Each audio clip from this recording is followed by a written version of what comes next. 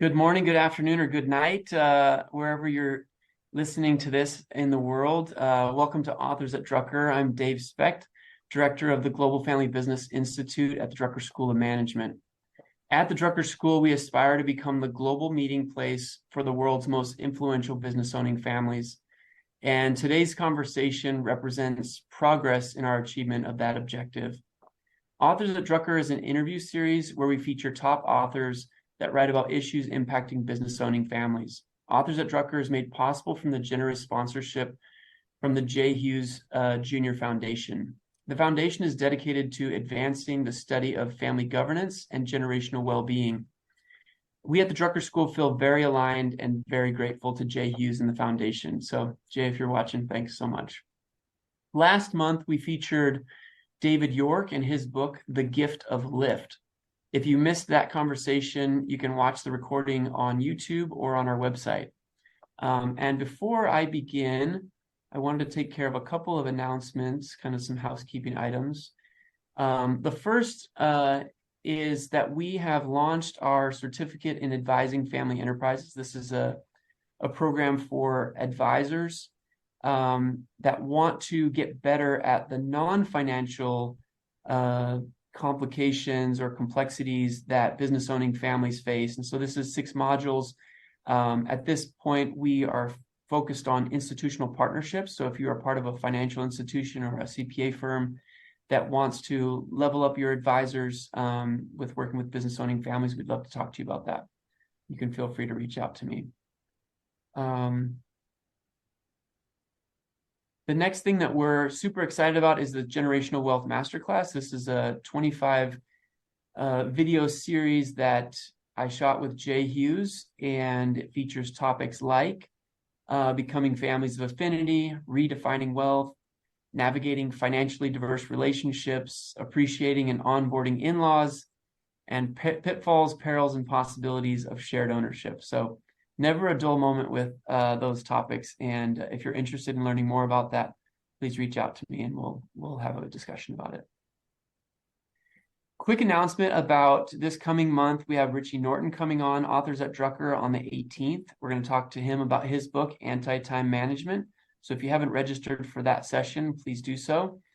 And then in May, we'll have the opportunity to have a live session, an in-person session with Alan Weiss and Debbie McGinnis about their book, The Brand Benefits Playbook. So again, a couple of really exciting opportunities coming up in the near future at Authors at Drucker.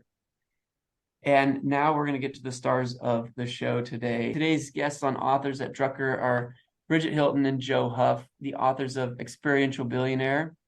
Bridget and Joe allow themselves to be vulnerable and open in their quest for meaningful lives. And I was really drawn to the title. So great job on the title. It hooked me and I had to get it. So, but I love the title because when people ask me about raising kids, I tell them I want to raise experience-rich kids. So that I found a lot of connections with the content in your book. I'm super excited to have both of you. Bridget and Joe, welcome to Authors at Drucker. Thanks for having us. Bridget, I wanted to begin with you for my first question. Again, I love the title of the book and how it kind of reframes success away from material things to experiences and memories. Why do you think that's so important? Thank you so much for the kind words. I think that thinking of experiences as the true wealth of life is not really a new idea per se. It's something that we kind of all know at the end of the day, but we don't act like it. And that's the problem. But we all know that like no one on their deathbed asks to see their wallet one last time, right? And you don't hear things at the funeral like, I loved Bob, he was wealthy. He was the best at, taking out his trash, or I loved hanging out with him while he looked at his phone, stuff like that. You don't hear that at a funeral. You hear things like, his coworkers talk about volunteering at the animal shelter with him, or his kids talk about when they went to the national parks when they were young, or his wife talks about how, when they got married in Hawaii and it was like the greatest day of her life. They talk about Bob's experiences because everybody knows that, chores are important. money is very important, maintaining your life is important, but they're not like what's most important in life. So And why do we continually need to be reminded? Because it feels like we get lost, or we get lured into the pursuit of things, or something like that. Why do we need to be reminded so often, Bridget? I mean, I think it's one of the things is just because life is hard and life is very busy. And, we get caught up in like the day to day and we get caught up in like what society like thinks of success as, but that's not actually the reality. It's like, all of those things I just said, it's like nobody actually cares about that at the end of their life. And, our lives aren't created to be maintained. Our lives are created to be experienced. And the Love book that. is really like, about how we have to make time to do the things that truly matter to us, like both personally and professionally, and like get past this like idea of like we're just busy all the time and we can't do the things that we really want to do. Yeah. I love the idea of defining success. It's amazing how little time we take actually pondering what success looks like for us in our life, and specifically at what stage of life that we're at. I mean, when I'm 16, like basketball is the only thing I care about, and success to me is definitely something about basketball is probably going to be on that list. Well, I'm 46 now, like it doesn't matter anymore. And I just think your book does a great job, especially with how it's laid out, with the end of each chapter having things that we need to do to actually think through and implement some of those thoughts. Joe, I wanted to turn to you about the creation of a treasure roadmap, and you shared a story about a major health issue that your father had, and it illustrated the importance of that kind of sense of urgency into the pursuit of meaningful experiences. Would you be willing to share that story, and then maybe how that created a sense of urgency for you and No, I for won't share that. No, absolutely okay. not. That's off limits. No, of course, of course. And yeah, thanks for asking. Yeah, so like a lot of kids growing up, I dreamed of being rich, but I was born into a pretty typical blue collar family, so there wasn't any generational wealth to look forward to. And sadly, college hadn't been a viable path to success for me because I barely even managed to graduate high school. I don't know, it was something to do with missing 27 days in one single semester. I'm not sure exactly, but needless to say, the lifestyles of the rich and famous seemed like a pretty far off dream for me. But one morning, right around my 18th birthday, I came downstairs and I found my dad, who was this otherwise seemingly healthy 48-year-old, slumped over at the kitchen table. And he was white as a sheet and drenched in sweat. So, he had a sudden heart attack, so we rushed him to the hospital. But it turned out it wasn't just a heart attack. He actually had advanced stage heart disease, and his heart was failing. And it wasn't failing at some distant point in the future. It was failing right then. So his condition was so grave, he was immediately added to the very top of the heart transplant list. And a few days later, he was put on life support and given very low odds of survival. And, as we watched and waited, I just couldn't help but think about all the things my dad still wanted to do, but hadn't. And it was this really terrifying moment in my life. But that terrifying moment gave me a great gift. It gave me that sense of urgency, because I'd been made suddenly very aware that there wasn't a guarantee on how much time we all have to identify and go after our most important goals and dreams. And that's really what the book's about. The book is about, identifying and taking action on our most important goals and dreams. Now, my dad's story has a happy ending because, as you know, because you read the book, luckily he did receive a heart transplant. And I just want to be really clear to anyone listening that, when we think about these things and we think about these stories about people that have a near-death experience and then go on to live this remarkable life or do these remarkable things, it's not about fear and death. I just really want people to understand this is about joy and life. It's about realizing the finite aspect of our time and then filling it with as much joyful things as possible and living it to the fullest. So it's not really about the fear and death part. It's just realizing there is a time frame, right? So we can make the most in the time we have. So in my dad's case, like when he got out of the hospital, he wound up on permanent disability. He had this really limited income, literally like $716 a month. He could have done the safe thing and just kind of stayed in his tiny apartment and close to the safety of his hospital and the doctors. But after what he went through, he knew it was at risk, right? Like Bridget said, like he didn't want to be kept alive. He didn't want his life maintained. He wanted to live, right? So instead, he had to change everything because he had, he found this urgency, and he wound up changing his whole life around and moving to a small beach town in Mexico and just completely, rearranging all of his priorities, as one does when one realizes that there is a time limit on what we can do in this world. So as you think about that story, I mean, it can feel like life is happening to us, or we can choose to reframe and take a terribly difficult thing and somehow decide to reframe that into, this happened for me. I mean, it sounds like that's what you did in reframing your dad's situation. That's certainly what he did, Sure. as a reframe. So, anything that you'd say about just that, the power of choice or the power of being an agent, with, connected to these life experiences, Joe? Yeah, that's something that we talk about a lot. We talk about like taking that radical responsibility for your life.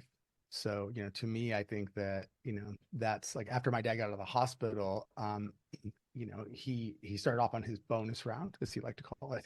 And I found myself with all this urgency to figure out how to do all the things I wanted to do someday. But, once I figured out those things, like for me, in my particular case, 18-year-old me, like I wanted to move to the beach and I wanted to start a t-shirt company and I wanted to go skydiving and a bunch of other things that sounded really cool to 18-year-old me, but still seemed really out of reach because I didn't think I could actually do those things. I had grown up, in this mindset of I can't really take control of my life.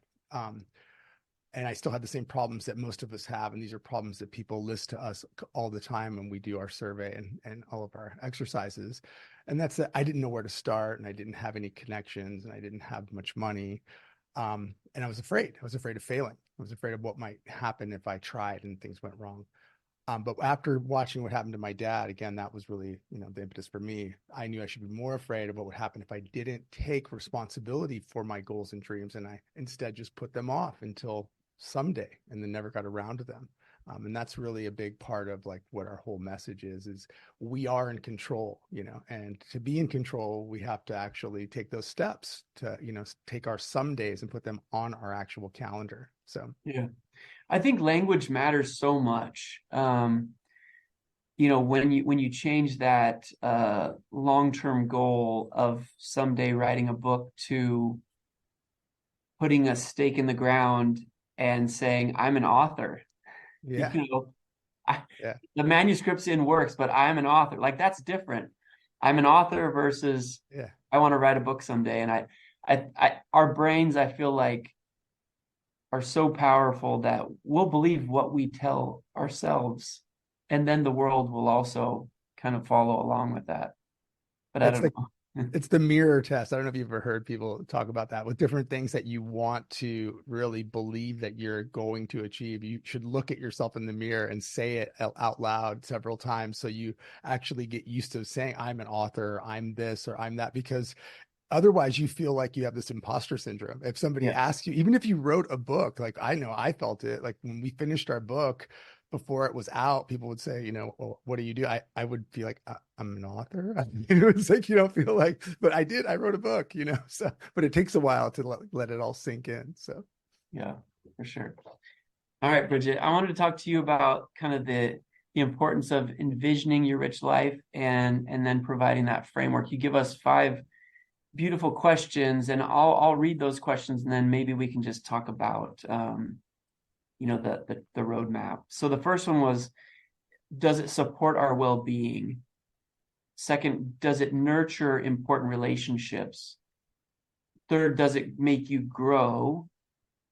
Fourth, does it bring you joy? And 5, does it serve others?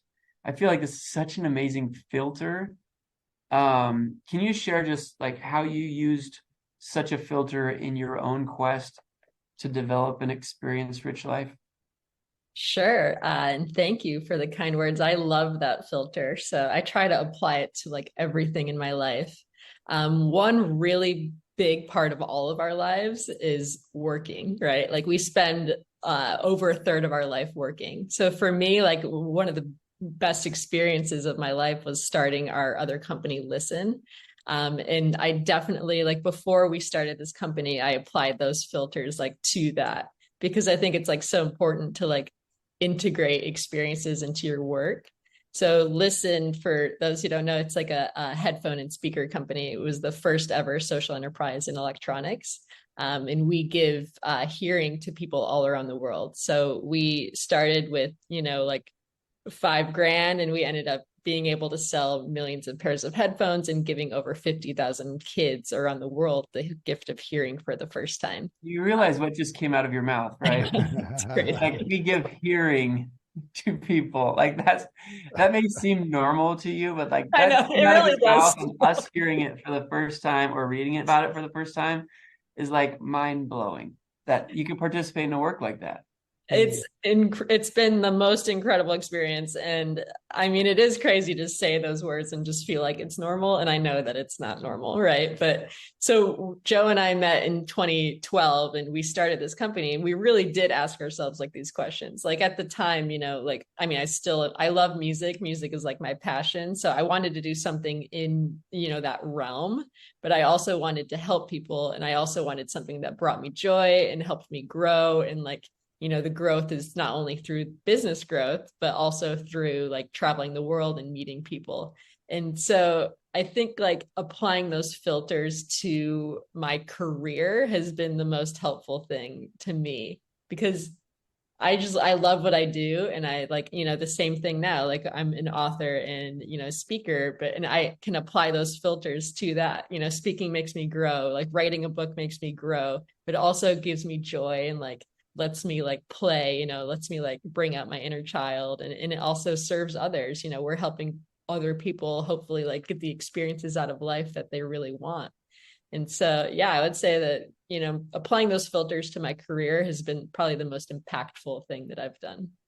Well, it feels like also, Bridget, that you like actively seek things that make you uncomfortable. Kind of wild. Yeah. I mean, you're not doing picked up on that. Yeah. for pain's sake, but like you talked about in the book, you talked about, public speaking and what that like physically did to you. And then there's like pictures of you with Richard Branson, like sharing the stage. And can you talk about that? Like what's been the experience of just really leaning into uncomfortable situations that will be good for you, but aren't necessarily like, yeah, I got this. I mean, we've been in so many uncomfortable positions, like career-wise and, not professionally at all, just like random stuff. Like we'll eat like the most random stuff when we're traveling. Like Joe ate tarantulas and we ate guinea pig in Peru, just like the weirdest stuff, just because we want those stories. But like career-wise, so it really is like the old saying of like the cave you fear to enter is like holds the treasure that you seek, right? It's like your fears will probably have the greatest treasures. So for me, like, so public speaking as an example, I used to get asked all the time with Listen, like, do this conference, do this talk. And I would always have like some excuse, and it was like total BS, to be honest with you. It was like, oh, I'm busy or I can't, or, some like random excuse. But the truth is that I was just afraid. Like, I just was like, I don't think I'm good enough to like do that conference. Like I felt like crazy imposter syndrome. And then, yeah, what you referenced is this one time in 2019, I got this opportunity to speak with Richard Branson on stage in LA. And I was like, well, I can't really give an excuse to that. Like that is like a total dream come true experience, like something that I'll remember for the rest of my life. So I just kind of was like, I'm just going to do it. I got on stage and I felt like I was blacking out. Like I was so nervous, like my heart was like beating out of my chest. But afterward, I got to spend some time with Richard Branson, and I basically told him like how scared I was, and he was like, "Oh, don't worry about it. Like, I still get nervous every single time I'm on stage." And he told me like all of this advice, like just think that you're talking to your friend. Don't think about like the whole room. Just think that like you're talking to one person. And I was like, well, if he still gets nervous, then I really have nothing to worry about. Like I can just like act like it's fine and hopefully it will be fine. And I think with fear, you just have to get through it. You just have to do the thing that you're afraid of. And like at the end, there's something, greater. And I think that goes with like travel or personal stuff as well. Another example I give in the book is I did all 50 states in the US. And the reason why I did that, besides like I want to see all the states, I love nature, is that obviously our country is so divided, and it's divided by fear. It's divided by like the fear of like the other and someone that's different than you. And so when you go to all 50 states, you kind of see like, these different people aren't scary. They're just living a different way. They might have different opinions of you, but that's how you grow, is you meet people that are different than you. You can't just stay siloed in like one thing. You have to make yourself into this situation that might be uncomfortable at first, but after a while you're like, oh, everyone's just human and it's all good. I love this concept of like permission granted. Like many of us seem to be like waiting around, waiting for someone to like dub us special or something, waiting for permission to be an author, waiting for permission to be a speaker, waiting for a permission to travel to 50 states, waiting for permission. And I think the message is permission granted, go do it. 100%. But Joe, I wanted to get back to, and we kind of referred to it a little bit about radical responsibility. Like what is that? And why is responsibility and taking ownership so vital to making progress? Oh, I mean, really,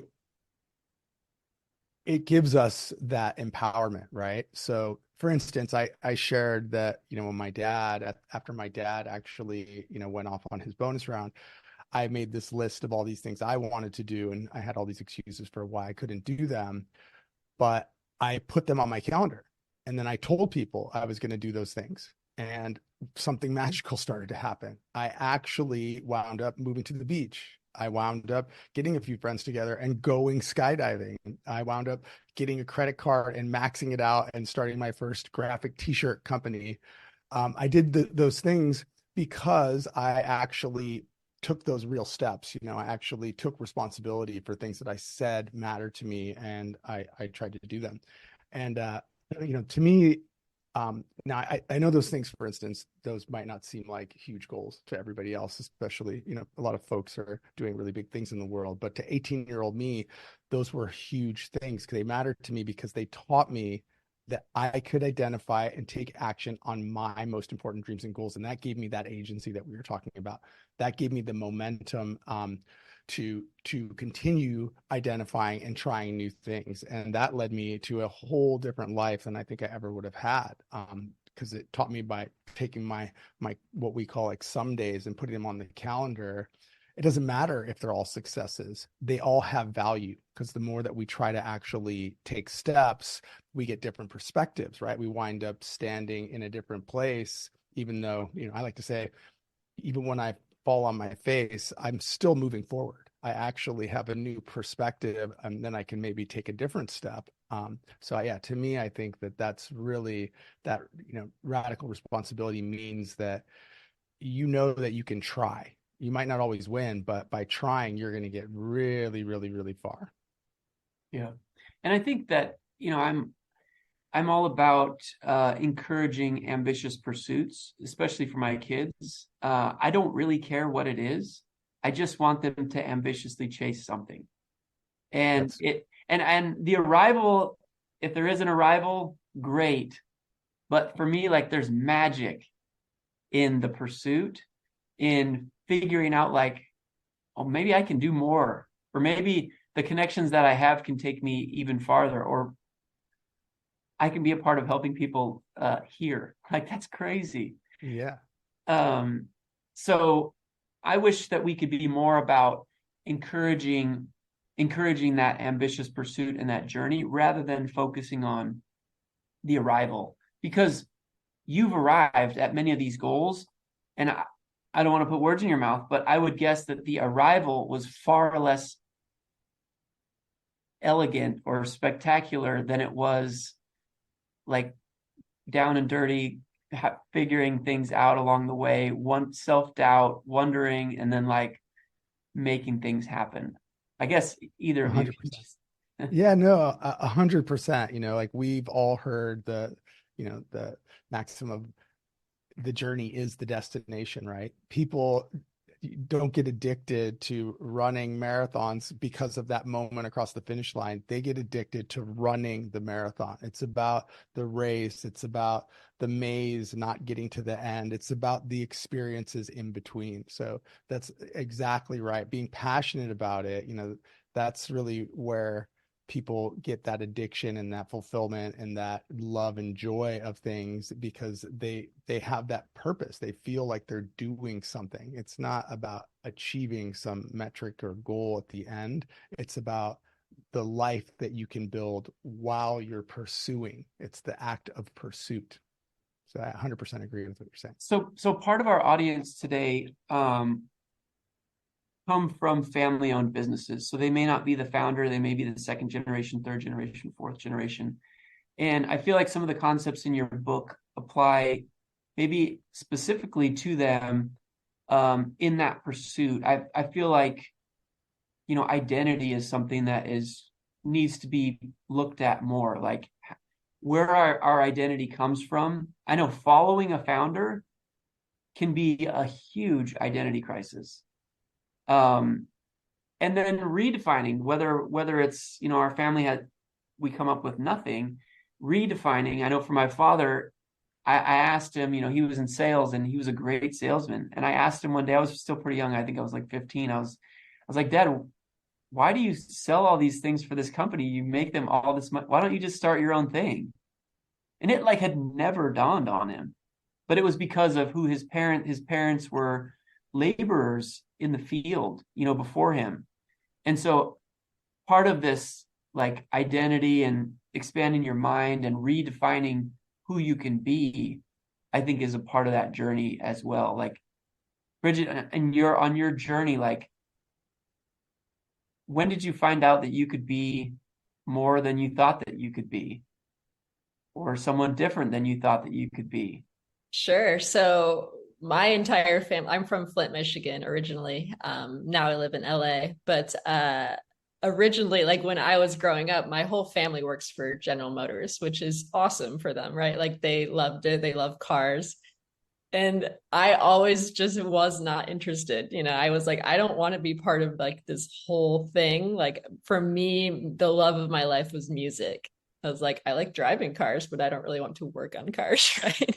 I want to work in the music industry.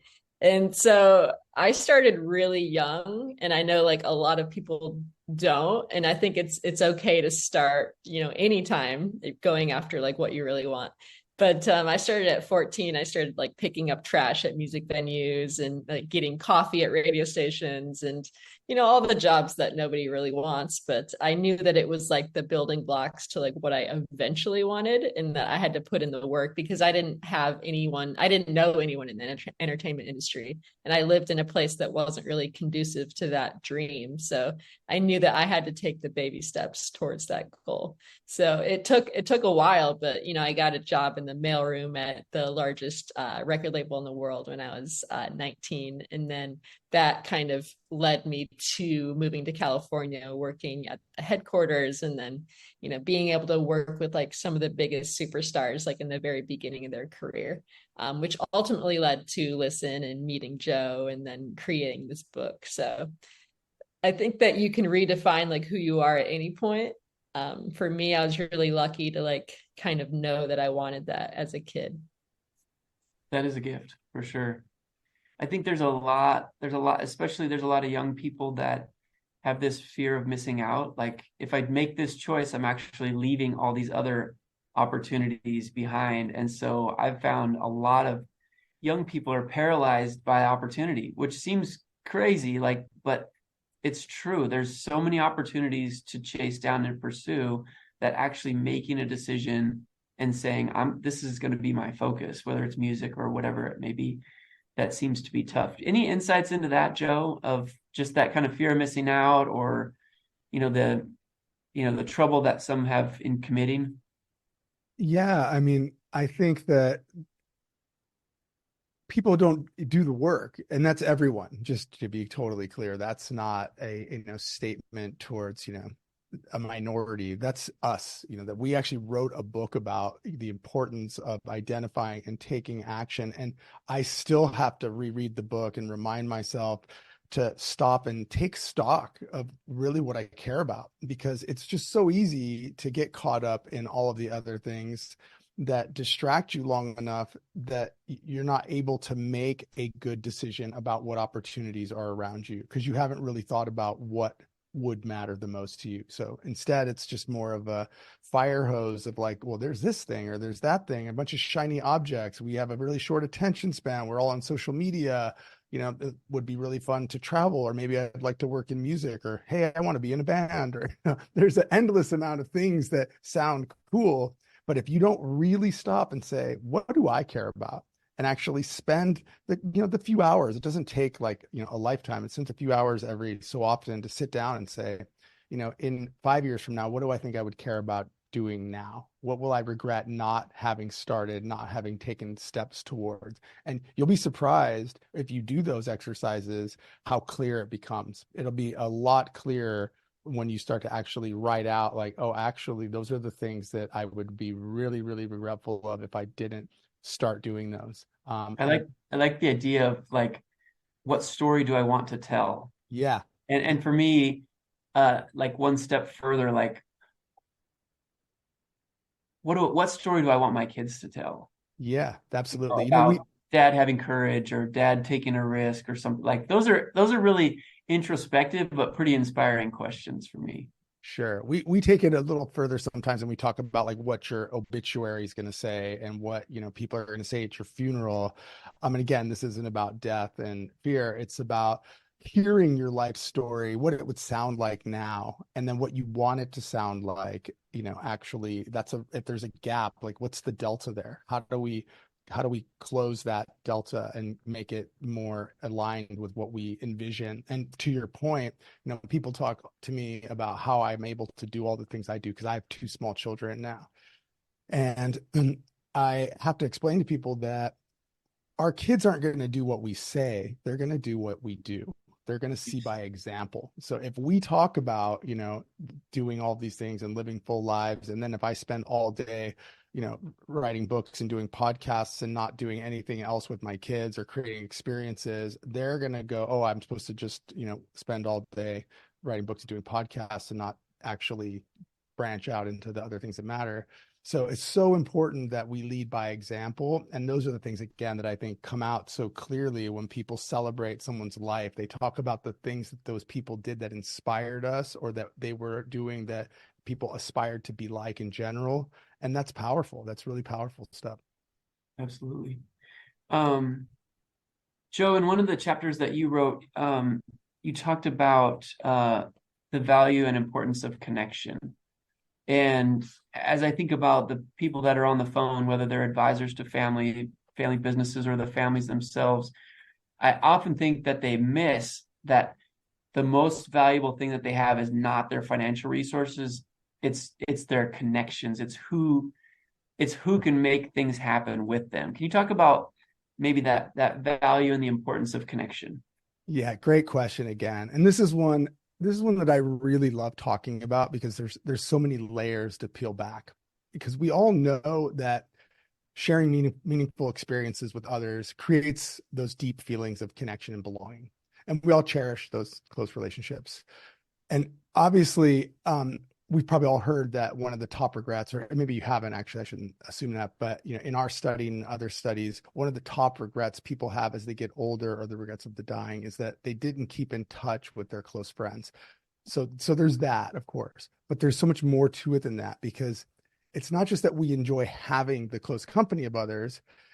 when we have those deep, meaningful relationships, we start sharing our goals and dreams with each other. And when we start sharing our goals and dreams, it becomes possible for us to help each other with those goals and dreams. And this is like personally and on a professional level. So we're so much more likely to achieve our goals when we have people around us to inspire us and help us and hold us accountable. And that relates to success on so many levels, personally, professionally. And if that's not even enough for people to really realize why it's so important to invest in relationships, there's studies that show that we're actually healthier and live longer when we have close personal connections. So you can actually extend your life by investing in your relationships.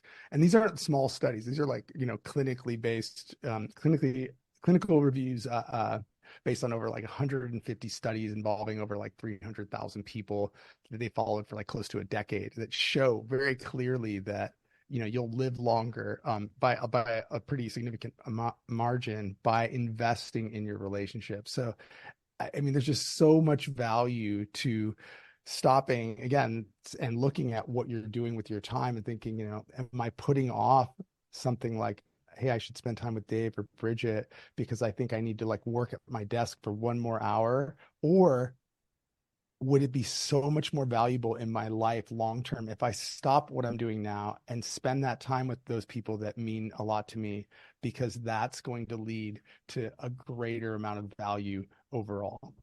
I love it.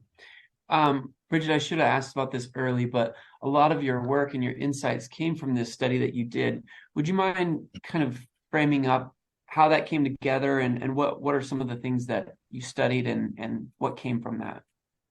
Sure. So in preparation for this book, we did a huge survey of over 20,000 people. We asked them questions like, what were the most valuable experiences of your life?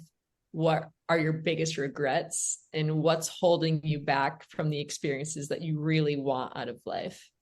And it was really interesting. I'm sure, as you can imagine, a lot of the answers were all the same, no matter if the people that we were asking were elderly or if they were young or if they were rich or, not, feeling financially, safe.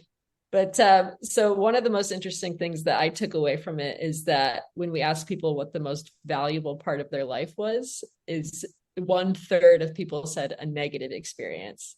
And I was actually one of those people. I took the survey myself, and I love that answer, because normally, like when you ask people what they love, they're not going to say a negative thing, right?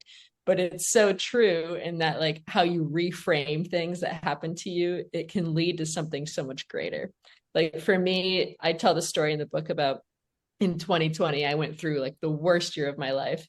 Like I went through a horrific breakup. I ended up moving out of my house. And then my new place got broken into a bunch of times. And then COVID happened. And then all of this stuff happened with the company where we had to stop traveling. Obviously, we had to stop. Our charity partner was temporarily on hold because you can't travel around the world and give people hearing during a pandemic, it turns out.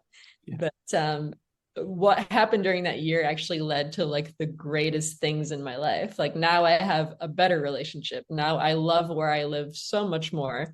And now we have a book that we wrote during that time. That led to like the best things in my life. And that would have never happened without the negative experience. I could have still been in those things and not have been happy had those things never happened.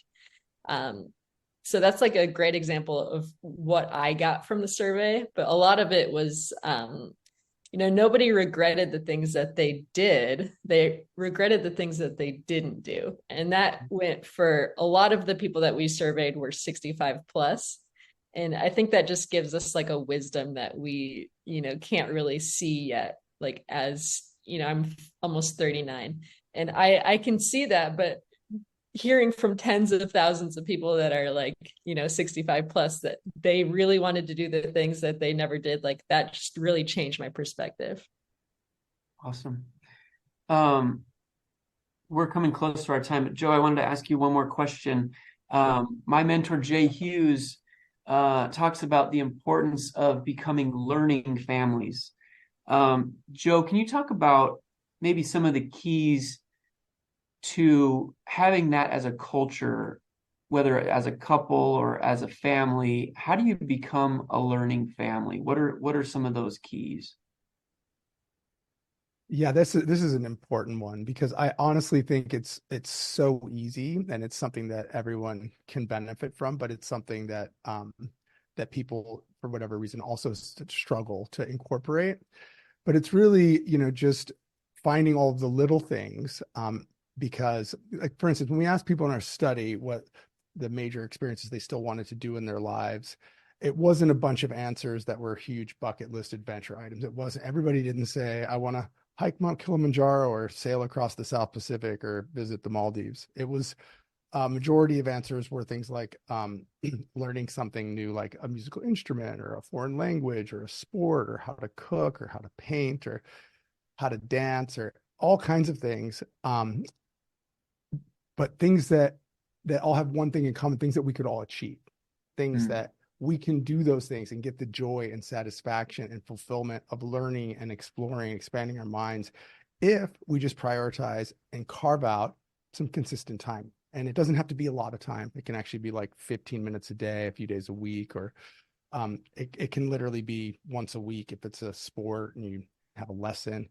And they're not very expensive and they don't require quitting your job or getting time off work or neglecting our other responsibilities or relationships. In fact, to your point and your question, this is what makes us grow stronger together. Like your relationships grow stronger. Like if you plan activities with your wife, with your kids, like I cook with my kids already and they're 2 and 4. They absolutely love it. Now they have this already deep-seated love of cooking that they don't even know where that came from.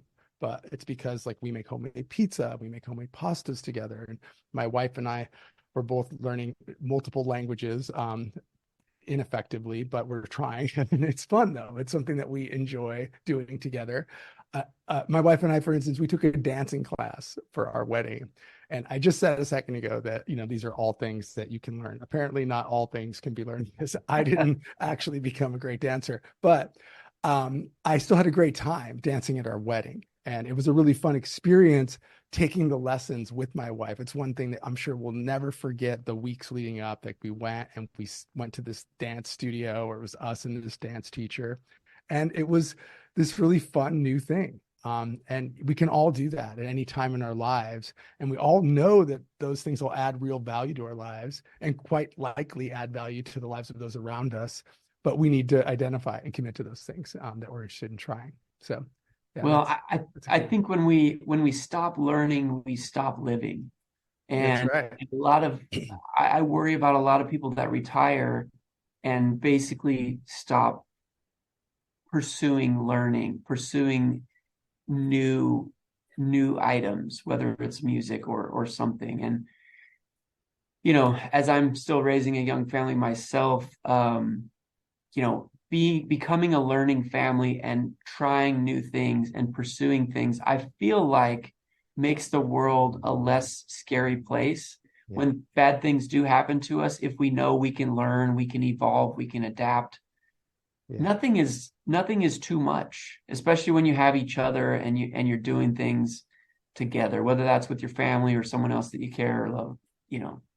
Yeah, it goes back to your earlier question. It teaches people the importance of taking action, and it teaches everyone around you and yourself that it isn't about the end, it's about the journey, right? So this is another perfect example of trying all these new things and trying to learn things. It's endless. And I think the quote, it's attributed to Gandhi, I believe, but it's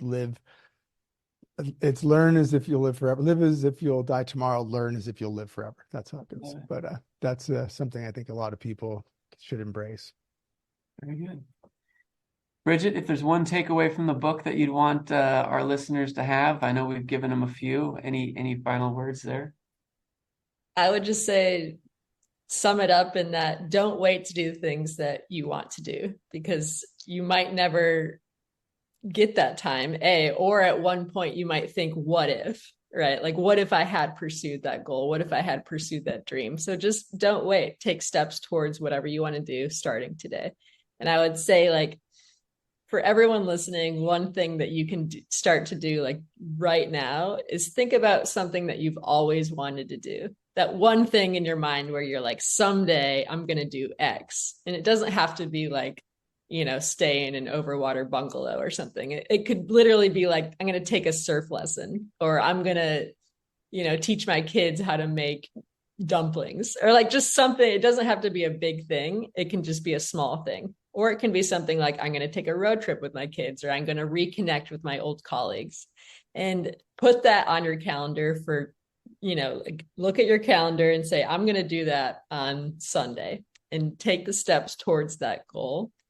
And that's a really, really easy way to just start living like this life that we're talking about being very intentional around your experiences.